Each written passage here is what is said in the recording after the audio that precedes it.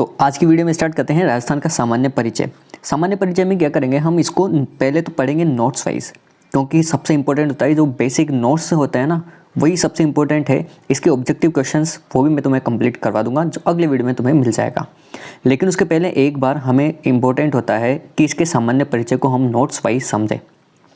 तो वीडियो को ध्यान से देखना और इनके नोट्स और लाइनों को अच्छे से समझने की कोशिश करना।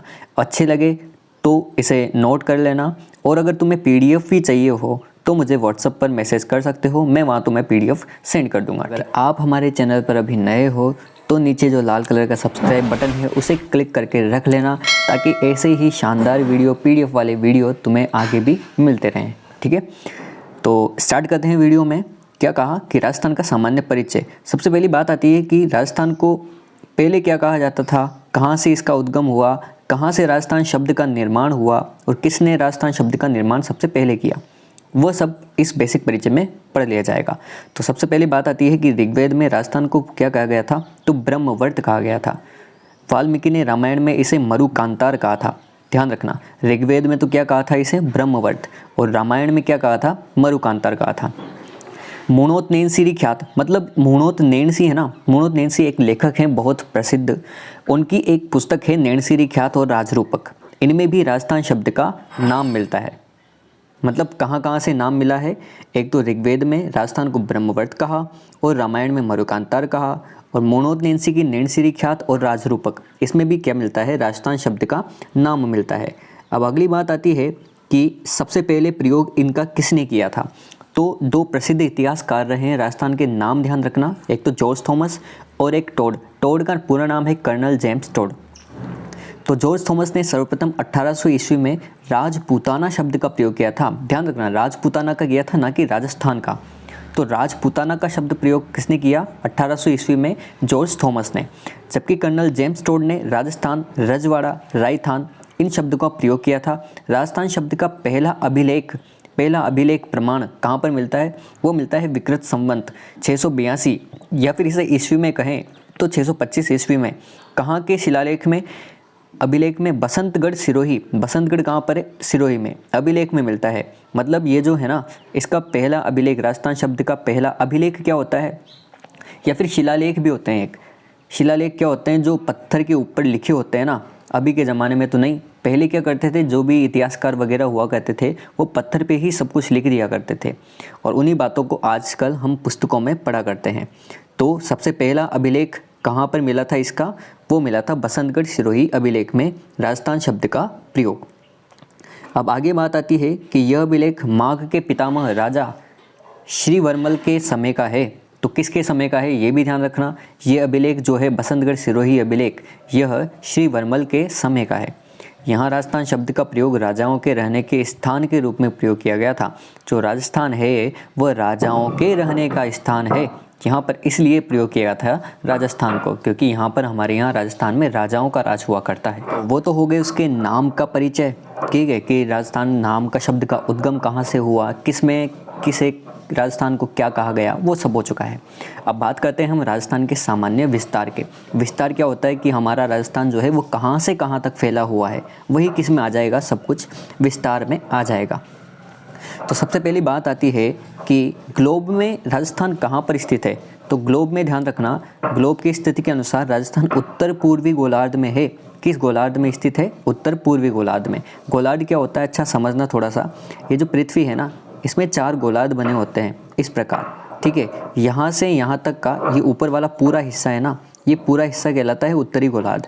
लेकिन फिर यहाँ से डिवाइड कर देते हैं तो ये चला जाता है पूर्व की ओर, इसलिए ये जो भाग है ना यहाँ से यहाँ तक का, ये कहलाता है उत्तरी पूर्वी गोलार्ध। तो इस गोलार्ध में हमारा भारत यहाँ पर स्थित है इस प्रकार, ठीक है। तो इसी में भारत में क्या स्थित है, राजस्थान।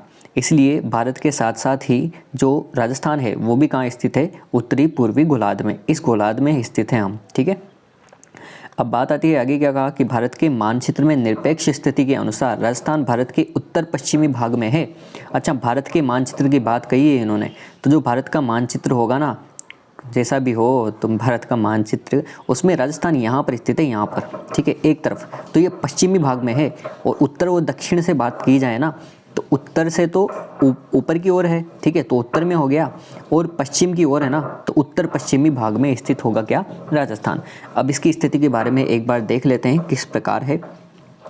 ये स्थिति यहाँ पर दिखा रखी है ना, तो ऊपर ही ऊपर जो होता है ना, वो कोणा गांव से शुरू होता है हमारा राजस्थान, जो कहाँ पर स्थित है, गंगानगर में। तो उत्तरी अक्षांश की बात की जाए तो वो कितना है, 30 डिग्री और 12 मिनट उत्तरी अक्षांश पर क्या स्थित है, कोणा गांव।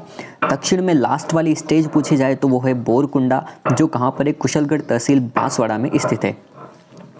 इसके अलावा ये कहाँ पर है, ये भी 23 डिग्री 3 मिनट उत्तरी अक्षांश में है। ध्यान रखना उत्तरी अक्षांश ही आएगा, ये नहीं है कि ये वाला उत्तर हो गया तो ये वाला दक्षिण हो जाएगा, नहीं, हम उत्तरी अक्षांश में स्थित है ना, तो दोनों ही क्या आएंगे, उत्तरी अक्षांश आएंगे। इसके बाद ये पूर्वी देशांतर है दोनों, तो ये भी पूर्वी है, ये भी पूर्वी देशांतर होगा। तो यहाँ से इधर की तरफ जो जैसलमेर में है सबसे लास्ट वाला पॉइंट वो है कटरा गाँव, और इधर की तरफ है जो धौलपुर में है वो है सिलाना गाँव, तो इन्हें ध्यान रखना। और यहाँ से उत्तर से दक्षिण की ओर ये पूरी जो लंबाई है ये है 826 किलोमीटर, और इधर है 869 किलोमीटर, ठीक है। इस प्रकार तो राजस्थान का विस्तार है। अब देखते हैं इन्हें किस प्रकार लिखना है तुम्हें।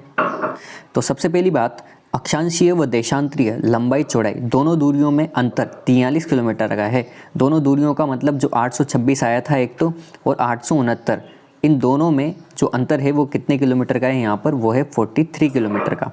तो ध्यान रखना, ये भी पूछ लिया जाता है कि दोनों दूरियों में अंतर कितना है, तो 43 किलोमीटर का अंतर है। अक्षांशीय विस्तार 23 डिग्री 3 मिनट उत्तरी अक्षांश से 30 डिग्री 12 मिनट उत्तरी अक्षांश के बीच में है। अच्छा, जो अक्षांशीय अंतराल कितना है, तो अंतराल भी इनके बीच में पूछ लिया जाता है, तो इनके जब अंतराल निकालेंगे ना हम, तो कितना आएगा, वो 7 डिग्री 9 मिनट आ जाएगा यहाँ से। अगली बात है कि अक्षांशीय विस्तार तो हो चुका है।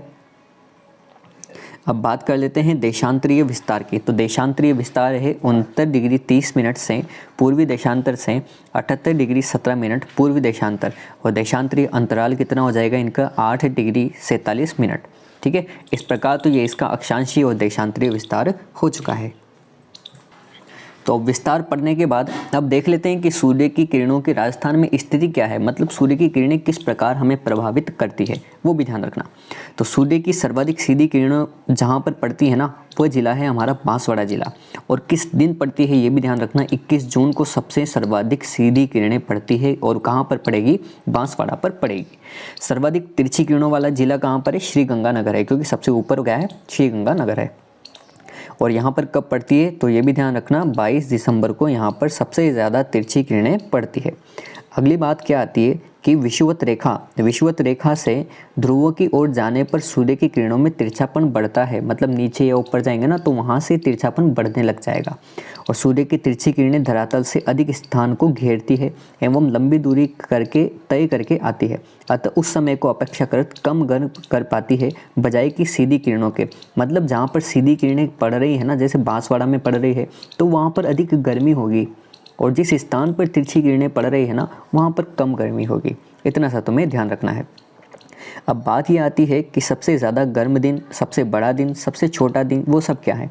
तो राजस्थान का सबसे गर्म दिन, बड़ा दिन, सबसे छोटी रात, ध्यान रखना 21 जून ही है। सबसे गर्म दिन भी 21 जून है, सबसे बड़ा दिन भी 21 जून है, सबसे छोटी रात भी 21 जून को होती है। 21 जून को उत्तरी अयनांत या कर्क संक्रांति कहते हैं। 21 जून को योग दिवस भी मनाया जाता है। दिन कितने घंटे का होता है, तो 13 घंटे 27 मिनट का तो दिन होता है, और 10 घंटे 33 मिनट की क्या होती है, रात्रि होती है।